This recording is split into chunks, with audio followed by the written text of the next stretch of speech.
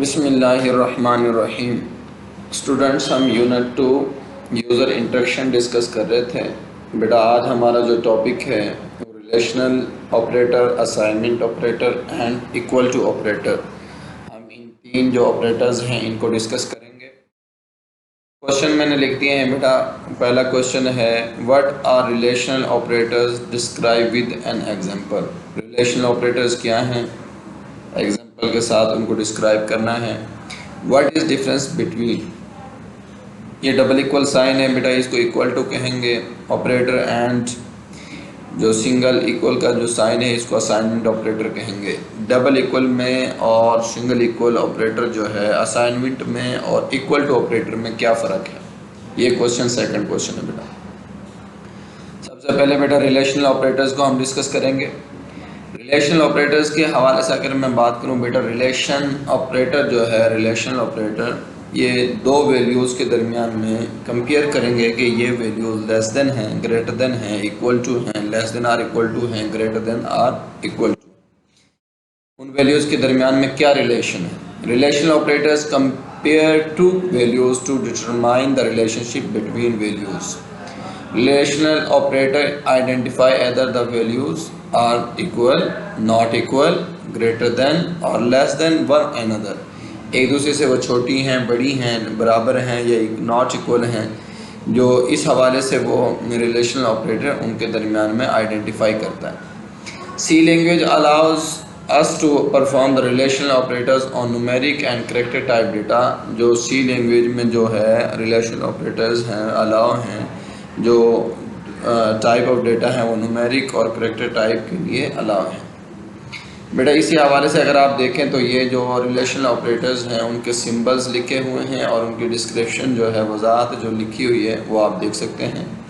ये जो double equal sign है इसको कहेंगे equal to. Double equal mean कोई वैल्यूज़ जो हैं लेफ़्ट ऑपरेंड वाली और राइट ऑपरेंड वाली दोनों वैल्यूज़ आपस में बराबर हैं या नहीं है, सेम वैल्यूज़ होनी चाहिए। इस ऑपरेटर को बेटा ये साइन जो बना हुआ है इक्वल के साथ, इसको लगाने से नॉट इक्वल को रिप्रेजेंट करेगा ये साइन।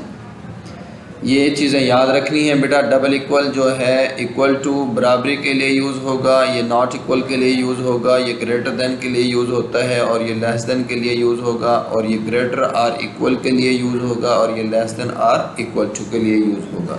ये रिलेशनल ऑपरेटर्स थे, उनका टेबल आप देख सकते हैं बेटा। इनकी वजाहत अगर वैल्यूज़ के साथ देखें तो बेटा यहाँ पे लिखा हुआ है relational operator perform operations on two operands and return the result in Boolean expression true और फॉल्स।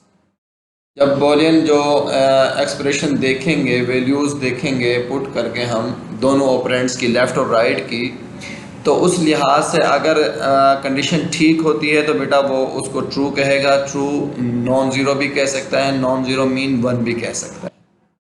और अगर वैल्यूज़ दोनों इक्वल नहीं हैं या उस कंडीशन के मुताबिक, एक्सप्रेशन के मुताबिक जो है उसकी जो वजाहत है वो ट्रू नहीं है, तो फिर वो ज़ीरो कहेगा। ज़ीरो मीन फॉल्स भी होगा, आप कह सकते हैं, या ज़ीरो कह सकते हैं, दोनों चीज़ें ठीक हैं। यहाँ लिखा हुआ बेटा relational operator perform operation on two operands and return the result in Boolean expression true और false. A true value is represented by 1। True value को 1 से रिप्रेजेंट करेगा, whereas a false value is represented by a 0। जैसा आप देख सकते हैं table में 5, ये मैंने अभी बताया है। डबल इक्वल जो साइन है ये इक्वल टू को जाहिर करेगा कि 5 जो है लेफ़्ट ऑपरेंड वाली वैल्यू राइट ऑपरेंड के बराबर है या नहीं है। ये बेटा कंडीशन ठीक है, 5 इज़ इक्वल टू 5, कंडीशन ठीक है, ट्रू उसने कह दिया। यहाँ 1 भी कह सकता था, नॉन ज़ीरो भी कह सकता था। 5 नॉट इक्वल टू 7, कंडीशन ये भी ठीक है, इस वजह से ट्रू। 5 ग्रेटर 7, कंडीशन बेटा 5 ग्रेटर नहीं है 7 से। ये जो रिलेशनल एक्सप्रेशन जो दिया हुआ है ये कंडीशन यहाँ पे गलत है, तो इस वजह से फॉल्स। फॉल्स मीन यहाँ 0 भी कह सकता है। 5 लेस दैन 7 है बेटा, ये यहाँ पे आप देख सकते हैं कंडीशन ठीक है, इस वजह से ट्रू है। 5 ग्रेटर आर इक्वल 5, दोनों में से कोई एक कंडीशन भी अगर ठीक होती है तो उसको ट्रू ही कंसिडर करेगा। 5 less than or equal to 4, दोनों कंडीशन ना लेस देन है और ना इक्वल है 4 के 5 जो है, दोनों कंडीशंस गलत हैं, इस वजह से बेटा इसका जो जवाब है वो फॉल्स होगा। नेक्स्ट बेटा हमारे पास असाइनमेंट ऑपरेटर है एंड इक्वल टू ऑपरेटर है। असाइनमेंट ऑपरेटर आप डिस्कस कर चुके हैं। Assignment operator is used to assign the values to the variable. First time assign values to the variables, जो हम वेरिएबल्स को वैल्यूज असाइन करते हैं। a इज़ इक्वल टू 10, इसका मतलब जो 10 है वो a की वैल्यू असाइन हो चुकी है। b इज़ इक्वल टू 13 अगर मैं कहूँ तो बेटा 13 जो वैल्यू है वो इक्वल जो असाइनमेंट ऑपरेटर इसकी वजह से असाइन हो गई है। और अगर इसकी बात करें डबल इक्वल साइन की, तो ये वैल्यू असाइन करने के लिए यूज़ नहीं होता, ना ये वैल्यूज़ इनिशलाइज करने के लिए यूज़ होता है। ये कंपेयर करता है कि ये वैल्यूज़, दोनों जो वैल्यूज़ हैं लेफ़्ट और राइट ऑपरेंड वाली, ये आपस में बराबर हैं या नहीं हैं। In C language double equal operator is use to equal to operator, इसको कहेंगे बेटा डबल इक्वल को। Equal to operator is use to check for equality of two expressions, जो दो एक्सप्रेशंस हैं उनकी इक्वलिटी के लिए ये यूज़ होगा, उसको चेक करने के लिए यूज़ होता है। वेयर एज इक्वल ऑपरेटर जो है, single equal operator mean assignment operator assigns the values, assign the result of expression on right side to the variable on left side. Left side पे जो variable होगा उसको value assign करने के लिए use होगा।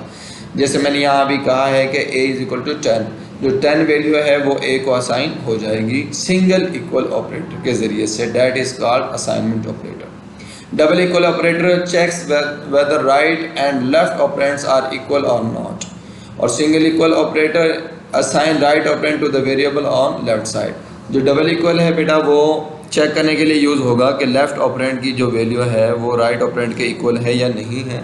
और सिंगल इक्वल जो ऑपरेटर है वो यूज़ होगा कि लेफ़्ट ऑपरेंड को, यानी जो वेरिएबल है उसको राइट जो साइड पे वैल्यू दी हुई है वो असाइन हो गई है, उसको असाइन करने के लिए यूज़ करेगा।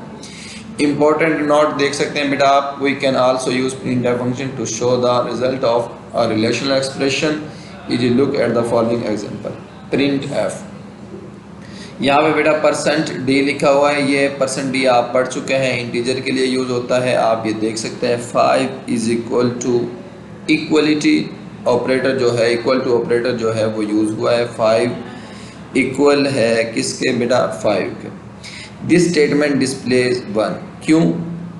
मैंने अभी बताया कि अगर कंडीशन ठीक होती है तो आप 1 भी कह सकते हैं, नॉन ज़ीरो भी कह सकते हैं, लिख सकते थे वहाँ पे, और बेटा आप 2 भी उसको कंसीडर कर सकते हैं। ये कंडीशन ठीक थी। 5 इज़ इक्वल टू जो है इक्वल टू ऑपरेटर यूज़ हुआ है।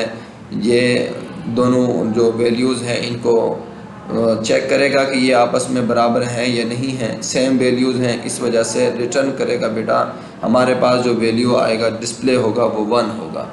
और अगर इसकी बात करें प्रिंट एफ %d, 5 जो ग्रेटर है वो 7 है, तो बेटा आप ये देख सकते हैं 5 7 से बड़ा नहीं है, तो कंडीशन यहाँ पे ये गलत है।